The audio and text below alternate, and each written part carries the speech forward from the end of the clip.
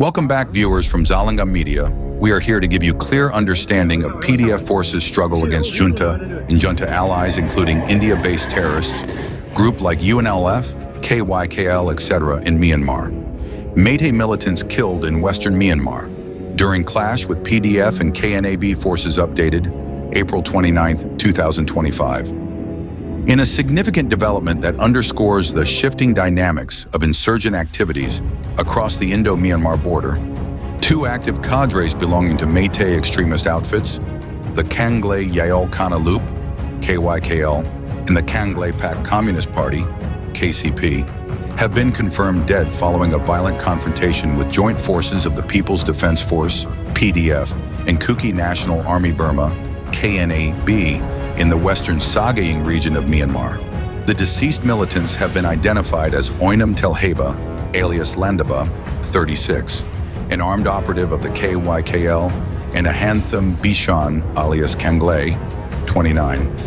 A cadre of the KCP, according to sources, the fatal clash occurred around 10 a.m.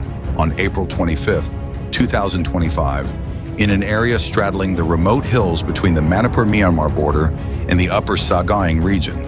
These territories have, for long, been a safe haven for numerous insurgent groups from India's northeast, particularly Meitei militants fleeing pressure from Indian security operations. However, the emergence of the PDF, a key anti-junta resistance force composed of pro-democracy youths opposing Myanmar's military dictatorship, and its alliance with ethnic armed groups like the KNAB, has increasingly challenged the presence and activities of foreign insurgents in Myanmar's western frontiers. The clash and its context reports suggest that the KYKL and KCP cadres were operating a transit camp or outpost in a forested area near the Kuki inhabited zones of Sagaing without the consent or coordination of local forces. This unauthorized presence allegedly provoked a retaliatory strike by a joint detachment of the PDF and KNAB, who have, in recent months, been conducting operations to rid their territories of non-aligned and foreign armed elements. The confrontation escalated into a firefight, with Landaba and Kanglei reportedly killed on the spot, while others from their group managed to escape into the dense jungle. Both KCP and KYKL have since released a joint statement acknowledging the loss of their cadres, identifying the location only as a border region and indirectly blaming enemy forces for the attack. Contrary to initial reports that the Indian military or its proxies were involved, on-ground sources familiar with resistance movements in Sagaing clarified that the combatants belonged to a combined task force of PDF fighters and the KNAB, an ethnic Kuki armed group deeply entrenched in the fight against Myanmar's military regime. The rise of KNAB and the shifting power dynamics. The Kuki National Army Burma, or KNAB, has gained influence as one of the most disciplined and coordinated ethnic armed organizations, operating under the umbrella of the Chinland Joint Defense Committee, CJDC. Their alliance with the PDF has created a formidable front in resisting the military junta, while also regulating the influx of foreign insurgent groups, particularly those with ideological or ethnic affiliations divergent from the local populations. For years, Meitei insurgents, including the KYKL, UNLF, PLA, PREPAK, and KCP, had established a network of hideouts and logistical camps in Sagaing and the Chin Hills of Myanmar. This was possible due to weak oversight by the junta and the lack of coordinated ethnic resistance. However, the post-2021 coup dynamics have drastically altered the ground reality. Ethnic militias and democratic resistance groups now view foreign militants, particularly those operating without strategic alignment, as threats to their territorial integrity and security. This realignment has effectively brought an end to the unregulated sanctuary that groups like KYKL and KCP once enjoyed. With their ideological allegiance rooted in the separatist agenda of Greater Manipur, or Kanglei Pak, these groups found themselves increasingly isolated amid the growing pan-ethnic resistance uniting under the cause of federal democracy. Reactions from Meitei insurgent circles. In their official statement, the central committees of KYKL and KCP expressed grief over the deaths of their comrades, hailing them as martyrs of the revolution, and claiming that their sacrifices would inspire future generations. Oinam Telheba, alias Landaba, and Ahantham Bishan, alias Kangle, have laid down their lives in the path of national liberation, the release stated. The deceased were commemorated by various underground outfits, including PRIPAC, PLA, and UNLFK, who offered a revolutionary salute to the departed and vowed to continue their struggle.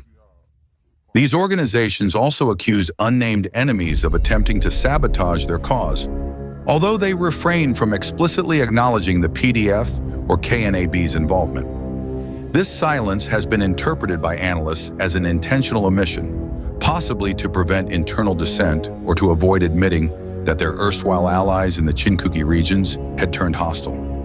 Profiles of the deceased Landaba, aged 36, was a native of Uchiwa Turel Wangma in Manipur's Imphal West District. He was the son of Oinam Ranjit in Yantabi and reportedly joined the KYKL in his early 20s.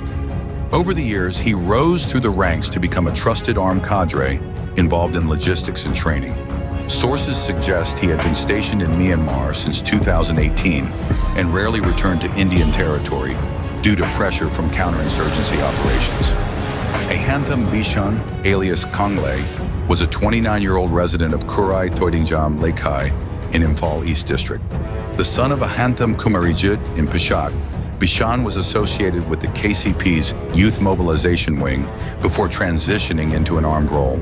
He is believed to have crossed over to Myanmar in late 2022 and was undergoing tactical training at the time of his death.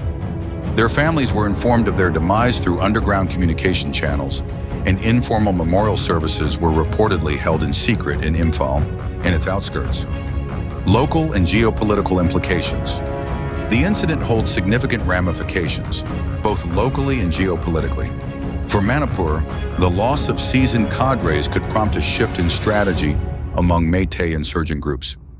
Already under severe pressure from Indian security forces and facing internal schisms, the death of these operatives on foreign soil underscores their dwindling territorial options. For Myanmar's resistance forces, this clash marks a clear stance against any insurgent presence that does not align with their federalist or ethnic self-determination frameworks.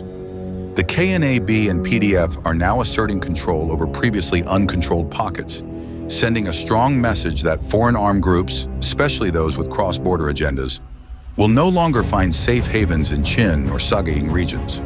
Moreover, the clash demonstrates the increasingly blurred lines between Myanmar's internal civil war and the broader geopolitics of South and Southeast Asia. Indian insurgent groups using Myanmar as a rear base may soon find themselves completely cut off, further destabilizing their operations and logistical networks. Conclusion.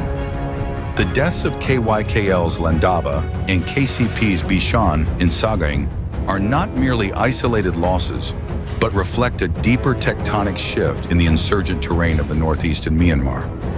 As PDF and KNAB forces consolidate control and push for democratic governance and ethnic autonomy, foreign insurgents, particularly those from Meitei extremist circles, are likely to find themselves squeezed out of their traditional sanctuaries. For the Indian government, this emerging reality presents both a challenge and an opportunity. A challenge in managing border security and retaliatory sentiments, but an opportunity to strike at the weakening operational arms of these banned outfits. The once safe corridors of Western Myanmar are no longer what they used to be, and the message is loud and clear.